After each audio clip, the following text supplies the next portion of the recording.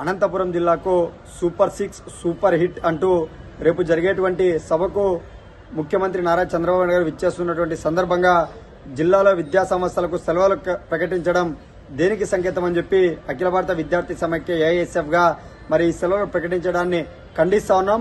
ఇవాళ మీరు సూపర్ 6 అంటూ సూపర్ హిట్ అంటూ మరి సభ నిర్వహిస్తా ఉన్నారు. మేము ఏఐఎస్ఎఫ్ గా రాష్ట్ర ప్రభుత్వాన్ని ఒకటే అడుగుతున్నాం, ఇవాళ మీరు ఎన్నికల్లో విద్యార్థులకు ఇచ్చేటువంటి హామీలను, నిరుద్యోగులకు ఇచ్చినటువంటి హామీలను ఏవి అమలు చేశారని చెప్పి మేము అడుగుతున్నాం.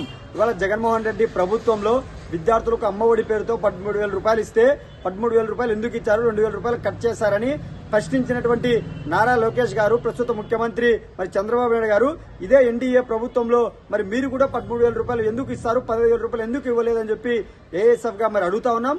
అదేవిధంగా ఇవాళ ఎన్నికల్లో మరో ప్రధానమైనటువంటి మేము అధికారంలోకి వచ్చినటువంటి వెంటనే నిరుద్యోగులకు 3,000 రూపాయలు ప్రతి నిరుద్యోగులకు నిరుద్యోగ వృత్తి ఇస్తామని హామీ ఇచ్చినటువంటి నిరుద్యోగ వృత్తి వాళ్ళ అధికారంలోకి వచ్చి సంవత్సరం గడుస్తా ఉన్నా ఎక్కడికి పోయిందని చెప్పి మేము అడుగుతా ఉన్నాం.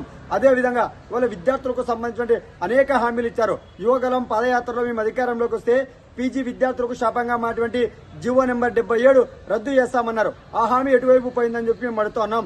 అదేవిధంగా మరోవైపు ప్రధానంగా జగన్మోహన్ రెడ్డి ప్రభుత్వంలో మెడికల్ కళాశాల ప్రైవేటీకరణ చేసి రాష్ట్ర వ్యాప్తంగా పెద్ద ఎత్తున ఆందోళన కార్యక్రమాలు చేసినటువంటి తెలుగుదేశం పార్టీ ఇవాళ అధికారంలోకి వచ్చిన తర్వాత మీరు కూడా మరి దానికి మెడికల్ కాలేజీలు ప్రైవేట్ పరం చేస్తా ఉన్నారు.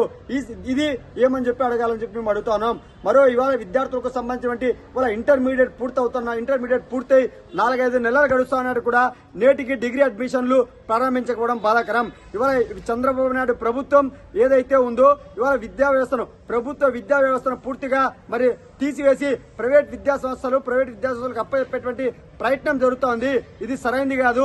ప్రభుత్వ విద్యా సంస్థల అభివృద్ధికి రాష్ట్ర ప్రభుత్వం శ్రీకారం చుట్టాలని చెప్పి ప్రధానంగా డిమాండ్ చేస్తున్నాం. అదేవిధంగా ఇవాళ విద్యార్థులకు సంబంధించినటువంటి, రాజకీయ నాయకులకు సంబంధించినటువంటి, విద్యార్థి సంఘాలకు సంబంధించినటువంటి ఒక ఉత్తర్వును విద్యా సంస్థలకు అనుమతించాలని చెప్పి ఒక ఉత్తర్వును తీసుకొచ్చారు.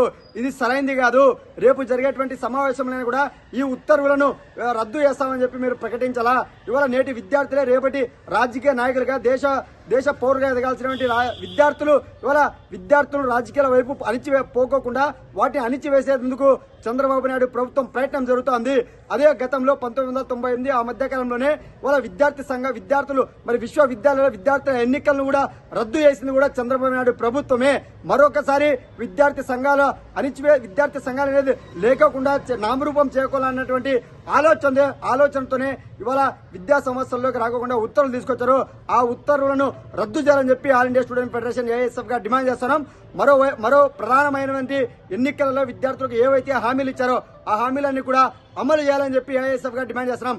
లేని పక్షంలో రాష్ట్ర వ్యాప్తంగా పెద్ద ఎత్తున ఆందోళన కార్యక్రమాలు నిర్వహిస్తాం. అదేవిధంగా మరొకసారి మరి జిల్లాలకు ముఖ్యమంత్రులు కానీ వేరే రాజకీయ నాయకులు వస్తే విద్యా సంస్థలకు సెలవులు ప్రకటించడం సరైనది కాదు.